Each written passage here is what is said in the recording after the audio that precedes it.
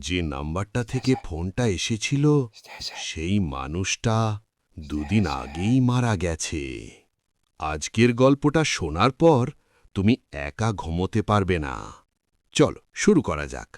রাত 2টো। হঠাৎ আমার ফোনটা বেজে উঠল। একটা অচেনা নাম্বার। প্রথমে ধরিনি, কিন্তু বারবার কল আসছিল। শেষে আমি ধরলাম। ওপাশ থেকে শুধু শ্বাসের শব্দ। হুম। তারপর একটা কণ্ঠ, আমি তোকে দেখছি। আমি সঙ্গে সঙ্গে কল কেটে দিই। আমার শরীর ঠান্ডা হয়ে গিয়েছিল। পরদিন আমি ওই নাম্বারটা খুঁজে দেখি। যার নাম আসে সে দুদিন আগেই মারা গেছে।